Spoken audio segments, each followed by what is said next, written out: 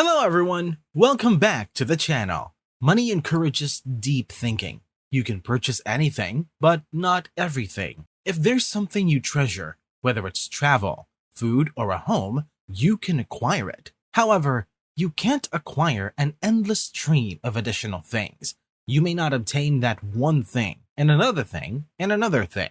This concept isn't limited to just your finances. It applies to your time, your concentration, your strength, your focus, any resource with limits. Life itself is the ultimate finite resource. So, by becoming more skilled at handling your money, you're also becoming more skilled at managing your life.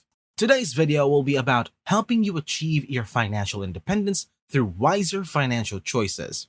If you feel you're ready to start investing and making your life more financially stable, make sure to watch this video until the end. While you're at it, subscribe to the channel so you don't miss out on any of our future content. A common error I notice when people begin seeking advice on managing their finances is that they frequently inquire about a specific product or strategy. For instance, they might ask, should I utilize this application or should I put my money into cryptocurrency? First principles thinking means peeling away everything to reach the core of something. Imagine a tree. The strategies and products are like the leaves on the branches of the tree. They're the most visible part, so it's what people often inquire about first. But let's start with the foundational part of that tree. The roots of the tree represent your values, that fundamental question of what truly matters. Then, from those roots grows the tree trunk, which embodies your life philosophy, the kind of life you aim for. And from that philosophy, your objectives or goals develop. How does that life philosophy translate into concrete goals?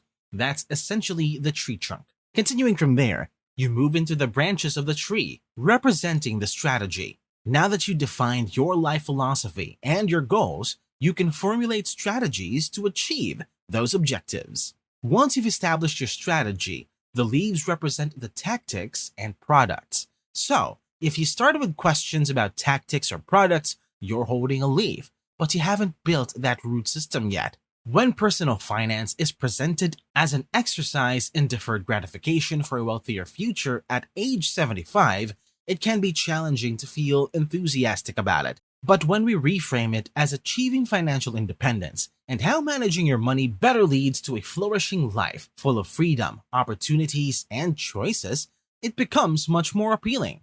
Financial independence, or FI, occurs when your potential passive earnings, income generated without active work, typically through investments, becomes sufficient to meet your essential expenses. This is significant because it unlocks a realm of limitless possibilities. You gain the liberty to pursue any path you desire, whether it's sticking with your current occupation, transitioning to a new career later in life, becoming a full-time parent, or exploring the world. With this financial stability, you can make your chosen life decisions without worrying about covering your bills or maintaining your basic needs. Striving for financial independence is a universal goal, yet the initial actions you take depend on where you currently stand in your journey. The path to achieving financial independence essentially comprises 3 steps: expand the gap, invest the gap, and repeat. Expanding the gap involves increasing the difference between your earnings and expenditures. There are just 2 ways to widen the gap: earn more or spend less, or a combination of both. If your income is modest, the primary focus at that stage is boosting your earnings. Conversely, you're already earning a substantial income, but struggling with overspending. The most accessible solution is to address and rectify your spending habits and delve into the underlying psychological factors that drive excessive spending. The second step involves investing that surplus.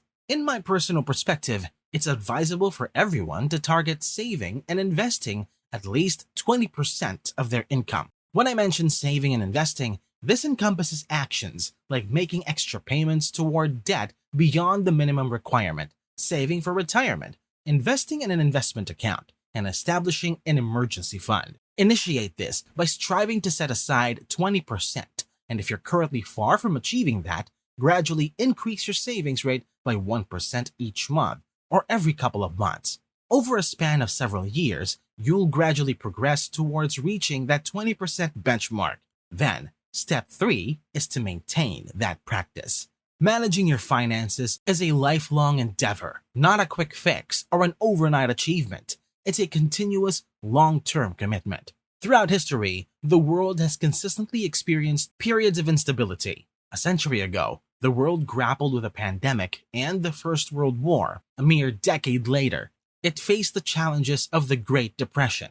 Subsequently, World War II unfolded, followed by a series of global events that left their mark on history. I personally embrace the concept of financial independence, or FI, due to the anxiety and fear I experienced regarding the unpredictability of life and the world. In response to this, I developed an intense focus on saving as much as possible. This approach provided a psychological comfort as it diminished my apprehensions about the future, knowing I had these savings to rely on. Change is an inherent characteristic of our world, deeply intertwined with the passage of time. If you find yourself observing the significant global developments of today and experiencing fear, don't shy away from it. Instead, embrace that fear and channel it into a source of motivation, using it as a fuel to make prudent decisions regarding your financial choices, time allocation, and effort. This is the path to constructing a more purposeful life. Furthermore, there is a substantial sense of joy in this approach. You can accelerate your knowledge with the insights of the world's most prominent intellectuals. Tell us, has your perception of money shifted? Why or why not? Tell us your thoughts in the comments below. Thank you so much for watching. If you haven't already, click the like button, subscribe to The Wealthy Way, and turn on notifications to stay up to date with our latest uploads.